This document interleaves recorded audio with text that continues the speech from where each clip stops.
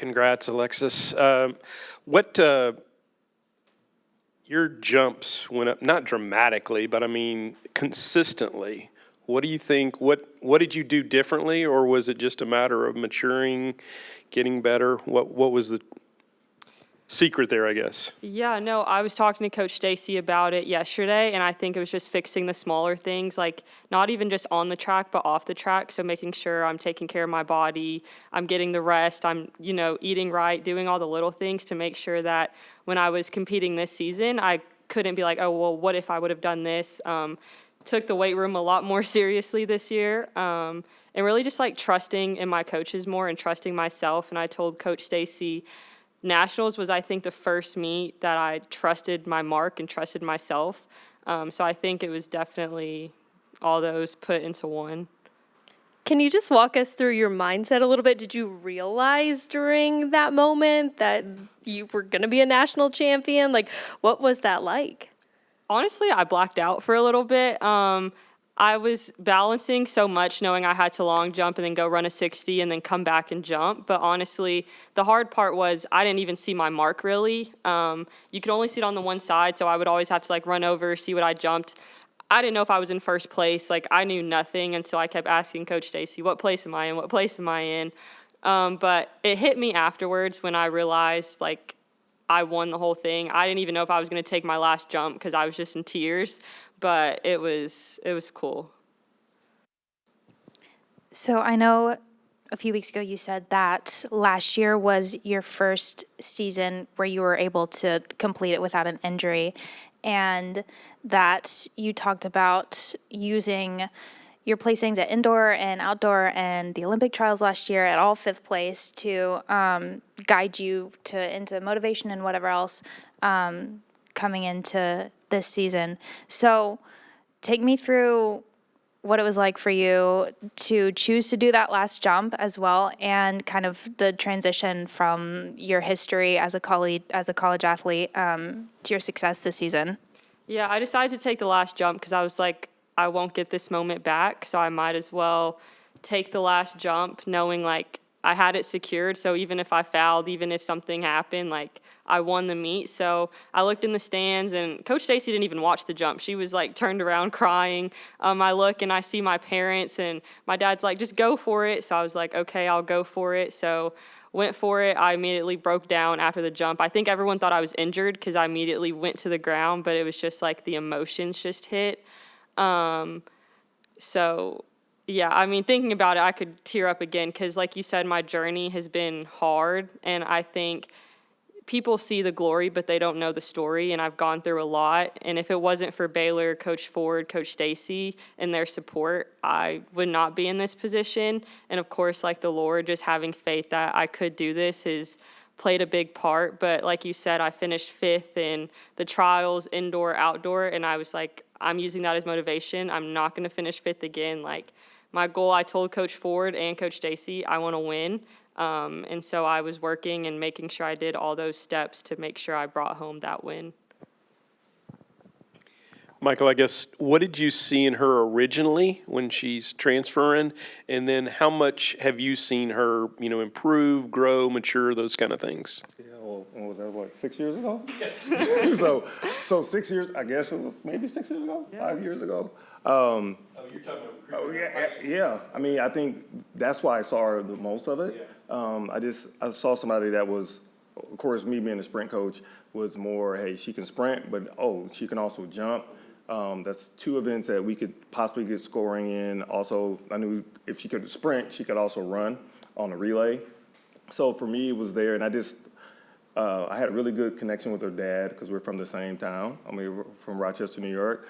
But I just fell in love with Lex from the start and her family because I'm big on family. But I just saw the talent in her. And then she ended up going to Florida. Actually, the head coach at Florida, me and him kept in touch quite a bit over her 3 years there. And I saw a lot of video of her. And so I was actually wanting her to be very successful there because of what I saw. And then when the opportunity came, I always say, you treat people how you want to treat them, even if they decide not to come to your school. because you never know. Sometimes God will close that door and reopen another door. So he reopened that door. So there wasn't any doubt in my mind that if she was able to come, then we would get her. But it was just me making sure we had enough money to bring her in scholarship-wise. But I knew the talent was still there. It was just myself and Coach Stacy just trying to figure out how to get it out of her. And I think once we found out about the surgery, the injury, and we kind of got that managed, I think everything else kind of just snowballed from there. The one thing I would say about Alexis is she just works really hard. When I say student athletes have to do everything right to be successful, she does everything right, at least from my lens. Between going to treatment, going after treatment, asking the right questions. She's probably one of the few athletes that I've worked with that journals like crazy. And I journal like crazy too, so I'm always thinking about, hey, how can I get better as a coach? But she journals before the meet, after the meet, and I think that's just keeping her like grounded, but also keeping her motivated for the goals that she set for the season. I still remember during outdoor season last year, she said, I don't want to be just known as a jumper that sprints. I want to be a great jumper and sprinter. And so I just remember that going into the Arizona meet and coming in even this year in the fall, she sat down and talked to me and said, I want to make nationals indoor in the 60 and long jump. And I was like, okay. And I said, well, you're putting some pressure on me now. But I knew the talent was there, and we made a few corrections. And I think another thing is she's very smart academically too, but she picks up on things really quickly. And once we made a couple of adjustments in her sprinting, she got better. But I also think the sprinting helped her jumps, and the vice versa. I think the jumping actually helped her sprints too. So she just works hard. And then, once she tells me her goals, myself and Coach Smith are going to make sure that we keep pushing her towards that. And getting her ready for another outdoor season now. Coach, just for you to see that emotion from her, she talked about just breaking down right then and there. For you, how rewarding was her to see that moment, and then also just to know how much she cares and how badly she wanted that? Yeah, her first jump, because she did her warm-up with me, getting ready for the 60, and then she went out and did her warm-up for her long jump, got on the runway. And I told Coach Smith, I said, she looks really good in warm-up. I said, it's probably the best I've seen her look in warm-up the whole season. But she was just locked in. And her first jump, I was still in the back, and I watched it from behind. And I saw her jump, and I said, man, that looks really far. But I couldn't see the board. Like she said, it was facing the crowd. And so I pulled it up on phone. I was like, 22. I said, she's already won the meet. I said, if she's already won, I said, I don't know how many jumps she's going to take. And then, of course, my mind is like, okay, she has to run a 60 in a few minutes. But because they were like 18 minutes apart. And so when I saw the first jump, I was like, okay, she put a lot of pressure on those young ladies. But the thing was, when I looked at it later, I felt like she was going to win regardless, just because she had been the most consistent jumper all season. She's probably had more 22 jumps than anyone else in the field. And so for me, it was just like, hey, if we get one, if we get two, it's going to put more pressure on people. And that's how she did. She put pressure on them. Because a lot of times, people don't want to be the first jumper. And then actually, they took you out of order. Yeah. So she ended up jumping first. So then she jumped first and put it on them. They're like, whoa, now we got to come back and jump almost 7 meters to beat her. And then I didn't see a couple of the other ones in the middle, but then on her last jump, I think after round 5, I looked at my phone, I was like, she's got it.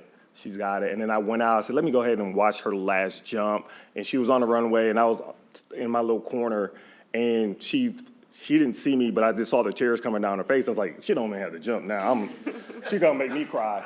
But she just got the crowd into it, and but I just knew all the hard work she had, and then all the stuff she did for us, but I knew all the stuff she had went through before she got to Baylor. So for me, it was just gratifying that, hey, good people, good things happen for good people. And so when she took the last jump, I honestly didn't care what it was. Could have been a foul, it could have been 12 feet. It was just the emotion. And then 2, I also realized we hadn't had a national champ since 21. and that was our first long jump champion. I think that was our third time someone in long jump was an All-American for us on the ladies' side. And it was also Coach Smith's first national champ since Felix Obie. So for me, I was happy for Lex, but I was also happy for Coach Smith because I know all the work that she's put into. Alexis, do you revel in this a while, or does the flip just switch, or the switch flip to outdoors, and like what are the goals for outdoors? Yeah, no, I mean, I sat on it. I understood I won, but now it's time to go win outdoors. So whatever I did indoors, that's over with. No one cares, really. That's what I tell myself. Like, outdoor is the main season, so I'm about to start the main season. Everyone's like, oh, your season. I'm like, no, my season is just getting started. So I have more goals. Like, I want to be on that 4x1 team. I want to make nationals in the 100 and the long jump. That's the goal. My goal is to win conference outdoor in the long jump, make the finals in the 100, win nationals in long jump, make the final in the 100. I always tell myself, people think I cut myself some slack in the sprints, but it's something that it's tough out there, being a sprinter, and also knowing I don't dedicate my full time to being a sprinter. It's something I'm still trying to build confidence in. I've had conversations with Coach Ford where I'm like, my confidence is just lacking in the sprints, like, what do I do? But I think running 7-1, being consistent in that, and then making finals in the 60, I'm ready to see what I can do in the 100. I want to score for my team. That's what I want. I want to finish in the top 10 outdoor as a team. We have the talent. I think we can. Our 4x1 this year, we should be really good. I don't want to put numbers out there, but the world is going to see it for itself. But I think we have a chance to be a top 3 team for sure. So I'm just excited for that. But I'm ready to break more records. The goal is to go 7 meters outdoor. If I can go 690 indoor, I think that's a good start. So, yeah. So I have a question for both of y'all.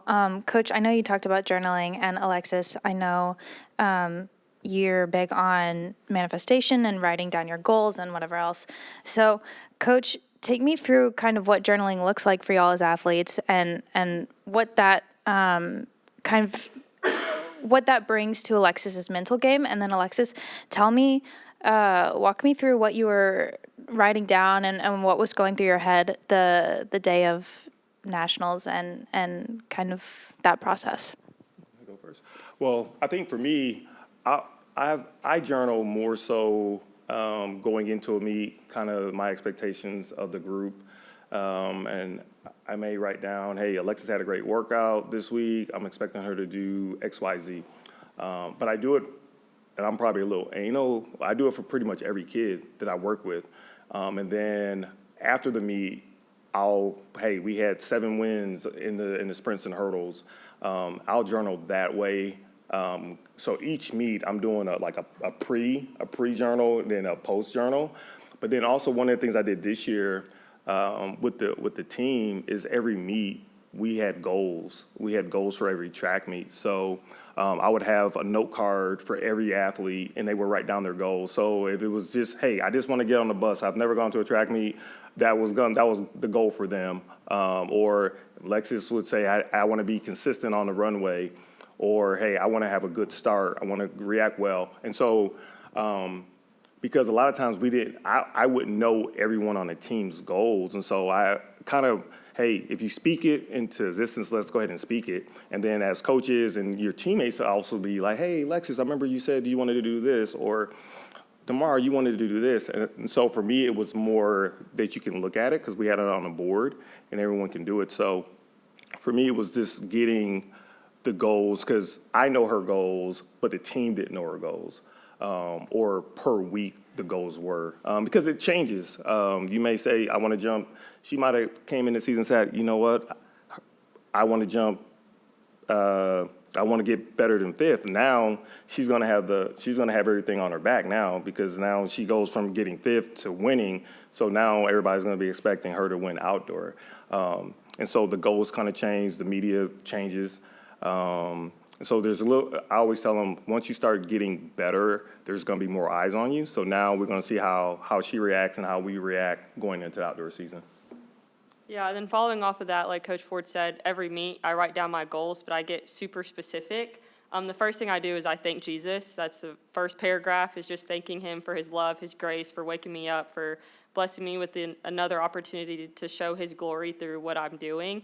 And then I dive into like what I want to do. And it's so crazy because I showed Coach Stacy my journal after I won nationals. And the first thing I wrote after I thanked the Lord was, "This is the day you become a national champion and jump 690. And so to actually go out there to win nationals and to jump 690, it shows that if you trust in the Lord and you trust in yourself, the rest will be taken care of.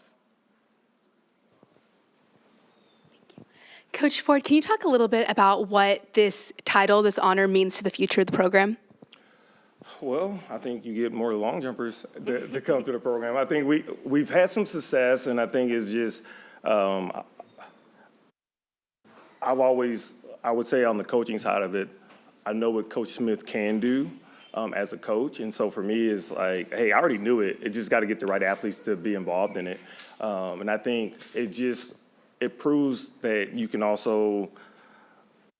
sprint and jump at the same time, and it's doable. You don't get pigeonholed into one event, and I think that helps. I've been talking to a bunch of sprinters and that also jump, so now they're like, wow, okay, you did say this is going to happen. So I think it generate a little bit more. Like, we have a freshman that's jumping really well, and in Janae, and Janae now wants to sprint more, and so now she's sprinting.